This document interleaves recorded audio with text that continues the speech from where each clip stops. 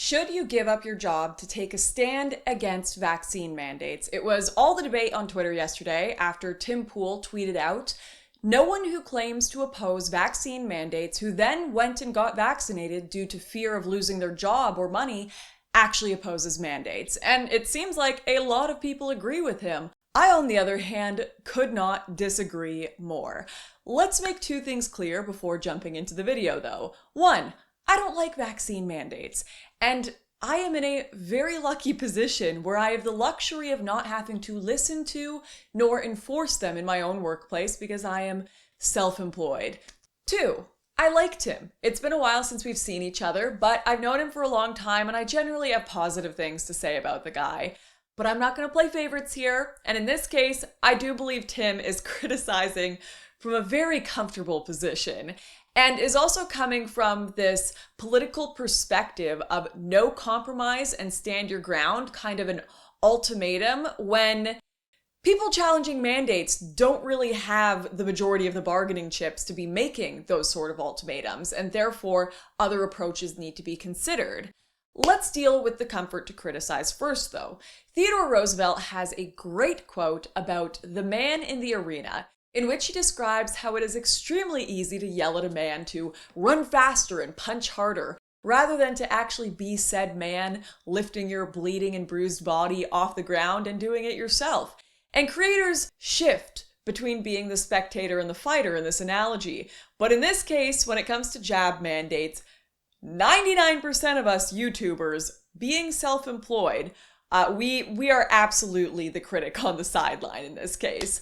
And Bridget Fedesi highlighted this quite well in her Twitter response to Tim. You and I are in positions that afford us to speak freely in ways not everyone else is in. It's our job to speak for these people, not talk down to people who aren't in the same position. Choosing between food and ideology is not hard when it comes down to it because it's not a choice. Now, Tim has a response to this saying, "I'm only where I am because I quit jobs, and I refuse to back down. And this is why the elites have no rules and the poor do, because y'all just keep obeying." And Tim is right. He worked his butt off, he took risks, and they paid off. His achievements are impressive.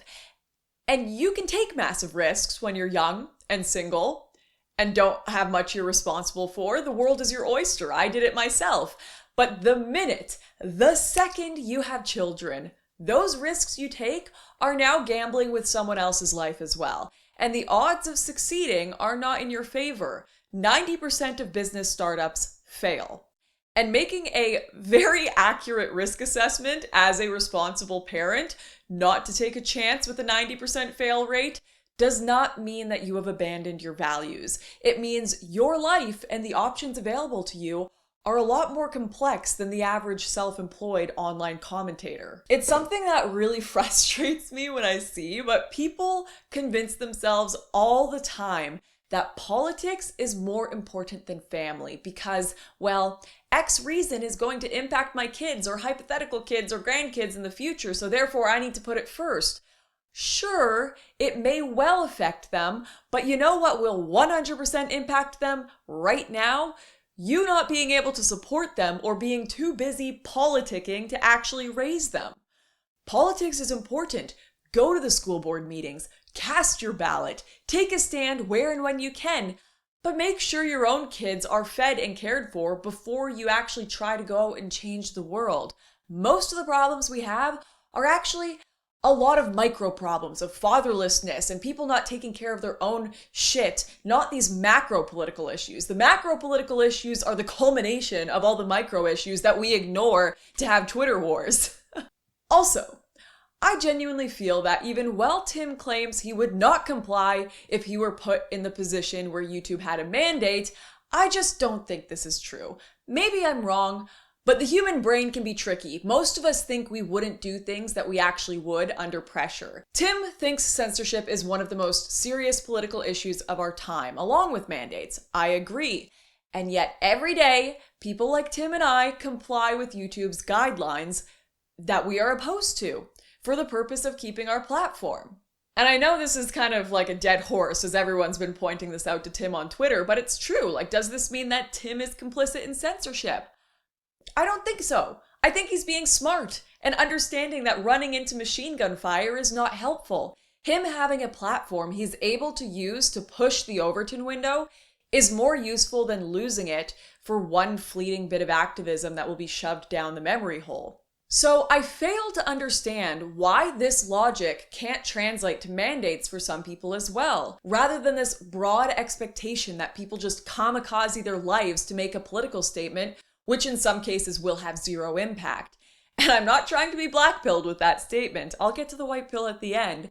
I'm being honest because I don't want people doing something thinking they will get results that they won't. Take, for example, Tim's conversation with Jack Murphy. My son is a high school baseball player. My daughter is a high school rower. And if they want to continue on in the sport that they love, playing for the school that they like and that they go to, they're going to have to get the vaccine. What am I going to do? What do I do then, Tim? Do I tell my kids, forget baseball, forget crew? Yes. Man, I wish you it, love I the wish system. it were, I wish it were that easy. You love the system more. No. Then tell your kids not to play baseball. What? Dude, that's like telling you not to wear a beanie and not to do this show. Baseball is not survival. Baseball is something. Trains is a passion. people to become adults, and it is a path to success. Is a path to scholarships. And you care more about that than your kids. No, I care about my kids because those things are valuable. And what you're saying is, well, they're going to make my kids do it, and the system in place that they control and the things they've given me are more important than my sovereignty. So be it. You can choose to live. Not that simple, dude. You can buy a farm. You can choose to work hard and be. It's not that simple, man. You know what? I wish I had that simplicity. If it were up to me, they'd be homeschooled and playing private club ball all the time. But guess what? I've been divorced for 12 years. I don't have sovereignty over that particular issue. I can't just pick my kids up and move them across the country. Right. I don't have sovereignty. Yes.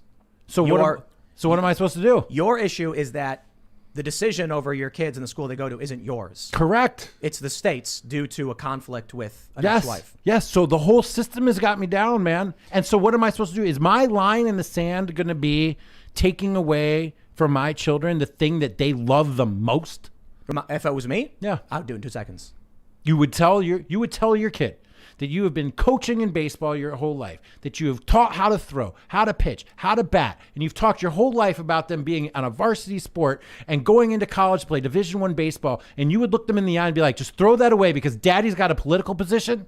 Firstly, Jack points out quite accurately that he, like most people, is simply not in a position where he can buy a farm and start a private club team for his kids. That's like the, build your own bank, build your own nation, build your own Facebook solution. Secondly, well, for example, healthcare workers not complying with the mandate may put pressure on the system. A kid being disqualified from trying out for a sports team simply is not going to do that. Why? Because the majority of people where Jack lives are already vaccinated, and there will be 10,000 kids wanting to take his child's place on that varsity team. Stoked to have less competition. It won't even put a dent in things politically. It will just ensure his kids never get to play competitive sports, never get the scholarships or opportunities that would have been previously available to them. Now maybe here his kids have other reasons for not wanting the vaccine, perhaps they're health-related reasons, or they just want to send an individual message, and fair enough. But if the primary reason, which is what's being debated between Jack and Tim, is to make a sacrifice to effect a political shift, it just does not make sense in this situation. Now, as mentioned earlier, this isn't necessarily the case for every industry. Within, for example, aged care or healthcare in general, there would probably be more sway and pull when people oppose mandates because a hospital can't just fire 20% of its staff without horrific consequences, and you can't just hire a random person off the street to fill that position. But for a large number of jobs, that is just not the case. In places like Canada, 80% of the population over 12 are vaccinated. And when you include the partially vaccinated, it's actually 87%. And 15% are retired, while another 15% are self-employed and unaffected by mandates as is. So you have to actually ask yourself what sway this strategy will have in these different sectors. They are not all the same. So no matter what people's personal choices or stands which they are free to make, Telling people the mandates will go away if enough people don't comply or if they just don't comply, unfortunately, is not a promise that can be kept. And it's not mathematically looking in their favor either. And it may not even be applicable to their industry if it is highly competitive. So you have to make this individual analysis for each person to see if this is an effective approach for them. Not to mention, someone who follows one part of the mandate to keep their job may oppose it in ways where and when they can otherwise, like not giving business to services that demand a COVID passport.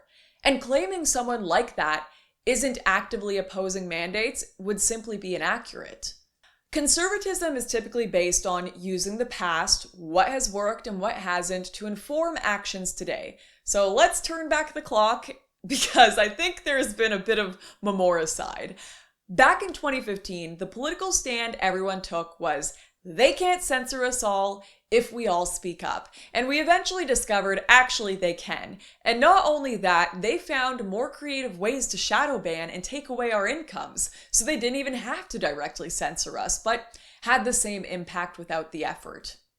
And a massive regret I have looking back at this time was my mindset towards what was and was not valuable activism.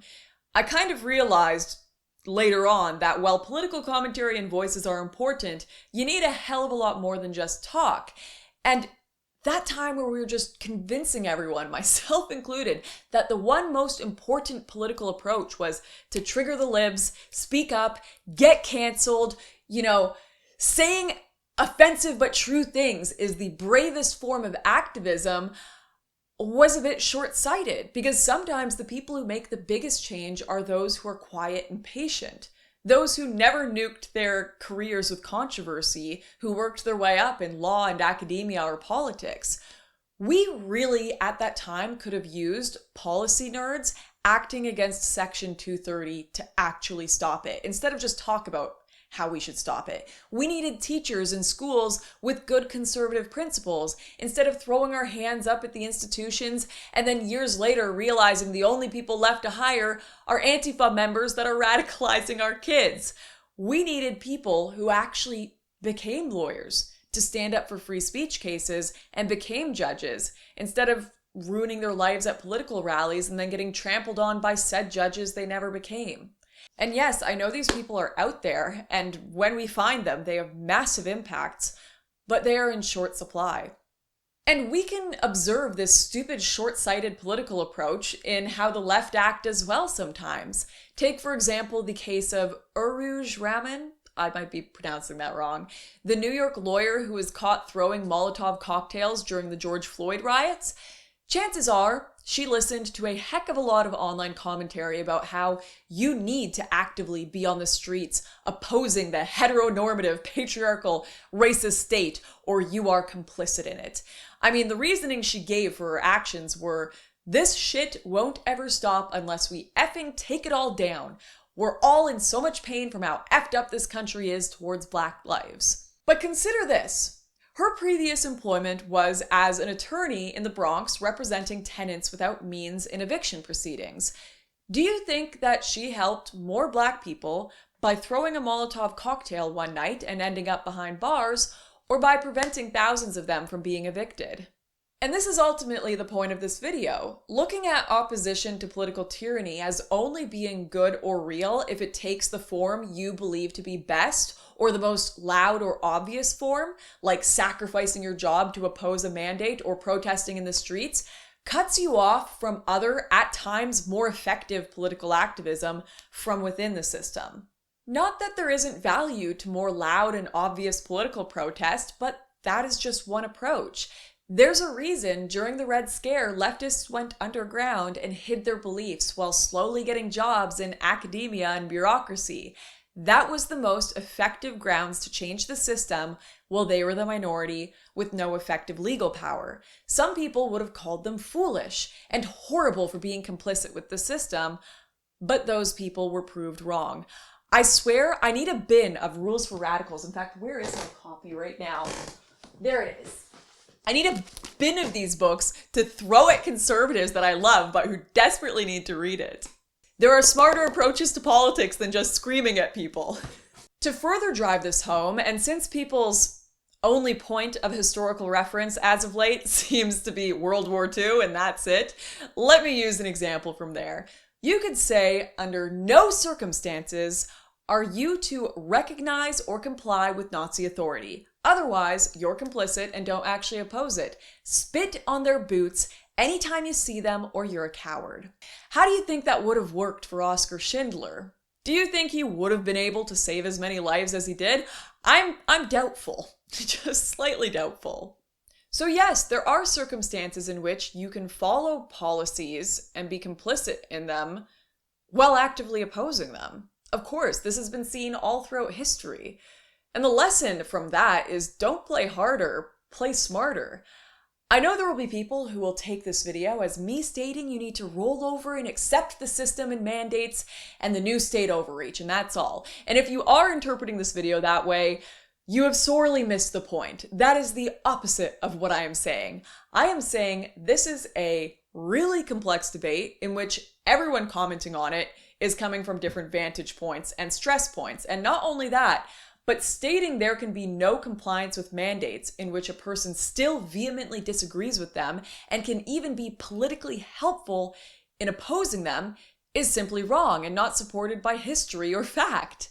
In fact, I reckon there are people out there who floated the idea of quitting their jobs because of the mandates and had all of the ability and comfort to do it.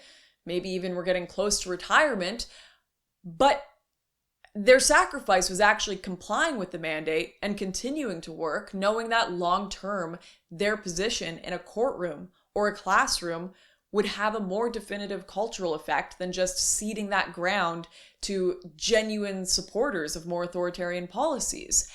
And while this offers a legitimate response to how you could still comply with a policy while opposing it, not everything has to have a political explanation. I know there would be families out there where there would be one person's job supporting them entirely. The one thing in some cases keeping them alive, covering their health care, whatever it might be. And it is completely reasonable for them to look at this and say, you know, the only reason I care about politics is for the sake of my family.